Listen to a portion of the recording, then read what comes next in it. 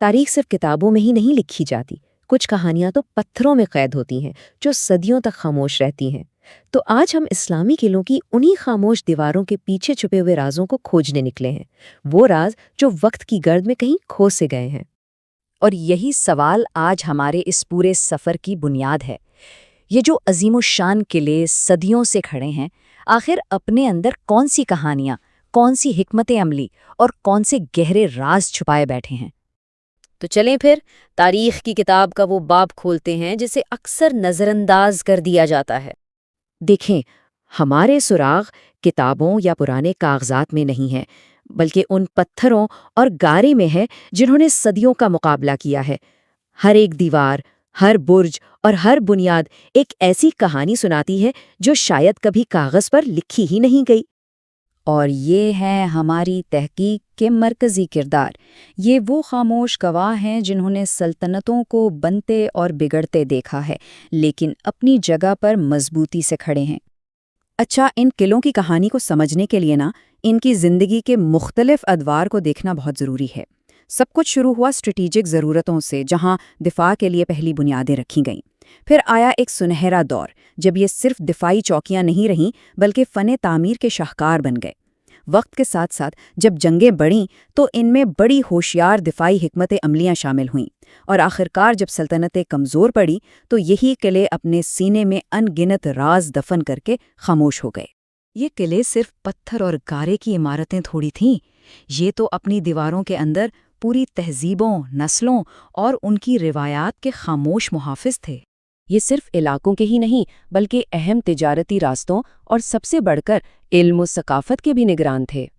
اور پھر جیسے جیسے وقت گزرتا گیا، یہی نگران رازوں کے رکھوالے بن گئے، اور یہی وہ راز ہیں جنہیں آج ہم کھوجنے نکلے ہیں۔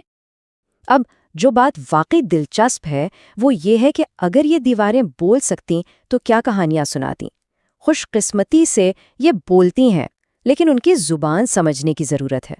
آئیے ذرا ان سرگوشیوں کو سننے کی کوشش کرتے ہیں۔ ایک بڑی مشہور داستان ہے ایک ایسے پوشیدہ کتب خانے کی جو علم کا خزانہ تھا۔ کہتے ہیں کہ ایک بہت دور اندیش حکمران نے علم کو حملہ آوروں سے بچانے کے لیے ایک گھیلے کی گہرائی میں ایک خفیہ تہخانہ بنوایا، لیکن وقت گزرنے کے ساتھ ساتھ اس تہخانے کا راستہ بھلا دیا گیا، اور یہ حقیقت ایک ایسی لوک کہانی بن گئی جو آج بھی نسل در نسل سنائی جاتی ہے۔ 12ویں صدی کے ایک نقشہ نویس سے منسوب یہ بات اس خیال کو کیا خوبصورتی سے بیان کرتی ہے: سچائی اکثر ڈھانچوں میں ہی چھپی ہوتی ہے، تحریروں میں نہیں۔ تو یہاں اہم نکتہ یہ ہے کہ یہ کہانیاں اور داستانیں بے بنیاد نہیں ہیں، یہ اکثر حقیقی غیر تحریر شدہ تاریخی واقعات کی بازگشت ہوتی ہیں۔ وہ پوشیدہ کتب خانہ شاید علم کے تحفظ کی حقیقی کوشش کی ہی یادگار ہو۔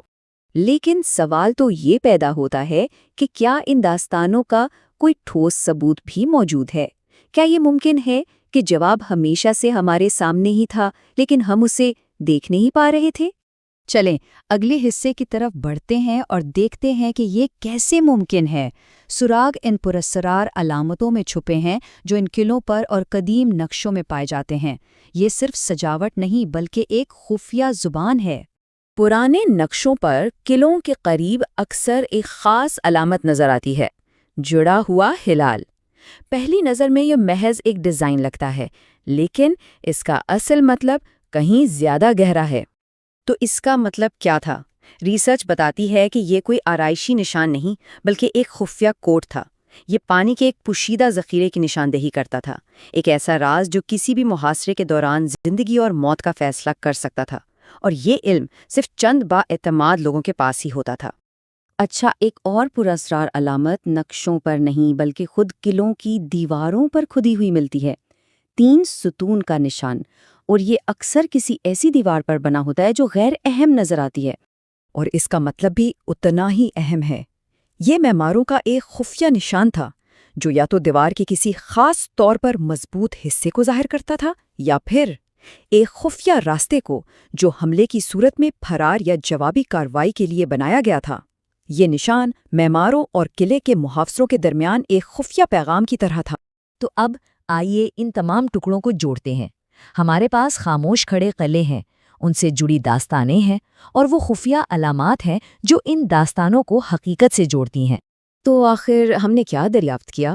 یہی کہ یہ قدیم قلعے صرف پتھر کے کھنڈرات نہیں بلکہ تاریخ کی وہ کتابیں ہیں جنہیں پڑھنے کی ضرورت ہے۔ ان سے جڑی کہانیاں صرف داستانیں نہیں بلکہ بقا کی وہ حکمت عملیاں ہیں جو بھلا دی گئیں۔ اور سب سے اہم بات، ہم نے سیکھا کہ وہ پراسرار علامتیں ہی ان رازوں کو کھولنے کی چابی ہیں جو نقشوں سے لے کر دیواروں تک ایک ہی خفیہ کہانی بیان کرتی ہے۔ یہ تاریخ کبھی حقیقی معنوں میں گم نہیں ہوئی تھی، صرف پوشیدہ تھی۔ اسے سمجھنا صرف نقطہ نظر بدلنے کی بات ہے۔